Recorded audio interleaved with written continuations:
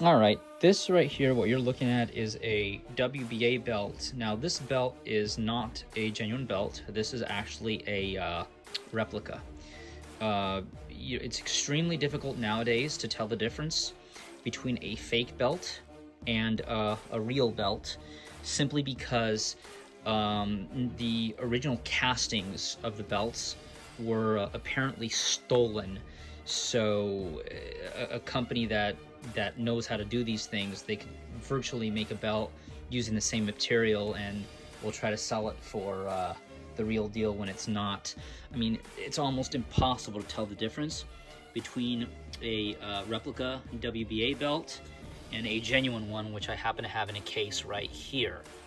Now, this is the real deal that came directly from the source. It wasn't an eBay purchase.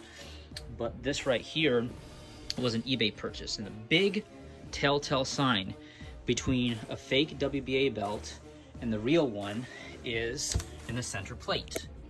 If you look at the center plate, the real WBA belt has the signature of Gilberto Mendoza. Okay? Very, very important that it has the signature of Gilberto Mendoza. Now, if it's an old WBA belt, like something made from the late 1980s, early 1990s, sometimes it will be blank. But usually it's going to have the Gilberto Mendoza signature. However, the replica WBA belt has a picture of a ring. No official WBA belt has a picture of a ring right there. No. It needs to be either blank or it has to have Gilberto Mendoza's signature. The other thing too is this right here. The small plate, and yes, it's correct that it's in Spanish right here, Asociación Mundial de Boxeo, but right here, this should not be here. It should either be blank or it should have Gilberto Mendoza's signature. The other thing that is different between the genuine belt, which is right here, and the replica belt are the small slide plates. In the genuine belt, the top of the crown is supposed to go all the way to the top right here. There should not be a space right here. It should go all the way to the top. There should be no spacing. The other telltale sign on discovering whether or not it's a replica versus genuine is in the back. Number one, the regular WBA belt, it shouldn't have black fur. It should be either white or an off-white, kind of an off-white color. That's usually what it is. But the big telltale sign is right here. A real WBA belt is supposed to have leather right here and leather right here. But the replica has leather here, but the inside black is felt. The genuine belts do not have felt right here. They do not have felt. It's supposed to be leather here, leather here. It's a very nice replica, don't get me wrong, and it's great for display, and of course there's a huge price difference. So I mean, if you want to just display it, for like boxing matches or just have it in your man cave, that's fine, but you should really know the difference between the real belt and a fake one. I mean, if you're gonna get a fake, WBA belt like this, I mean, the most you should pay for it is maybe $300-400 max. But when it comes to the real deal, I mean, well, those are going to cost you thousands of dollars. But like I said, there's a big difference. Actually, it's not a big difference. Somebody who doesn't know these belts will easily make these errors.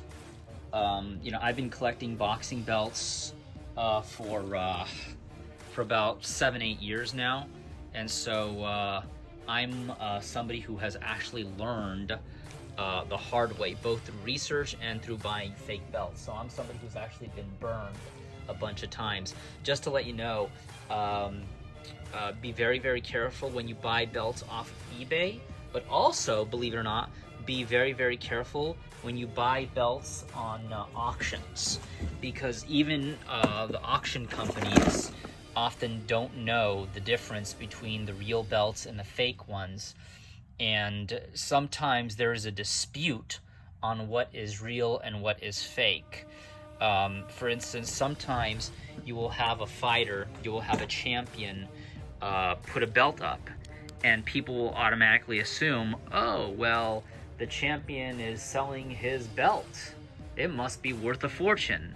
Well, what a lot of people don't realize is that a lot of times champions will go to conventions held by the WBA, IBF, WBO, WBC, and sometimes they're given commemorative belts, which are sometimes identical to the real one, sometimes they're replicas, but then because, let's face it, because they already have multiple of the same belt, it doesn't necessarily hurt them to get rid of it, and sometimes they get passed on as the real thing. So just remember, you have to be very, very, very careful when it comes to buying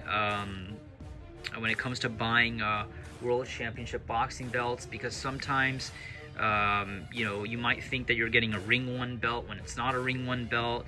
Sometimes you think you might be getting a genuine belt when it's just authentic. You might be thinking you're getting an authentic belt when it's an official replica, or you might think it's an official replica versus a replica. I mean, there's so many different versions of these things that you should really know what you're buying before you buy them. So it's really horrible, but even when a belt comes from a champion, don't assume that it's the belt that he actually won in the ring. Because like I said before, for instance, Floyd Mayweather, he's won WBC belts at 130, 135, 140, 147, and 154 in 5 weight classes. But he owns like 12 or 13 WBC belts, even though he's only won like 5 or 6 of them. So, I mean, you got to remember that not all the belts are Ring 1, and not all the belts are genuine. Some of them can be replicas or fakes, even the ones owned by the champions. So you got to be very, very careful when you buy a belt.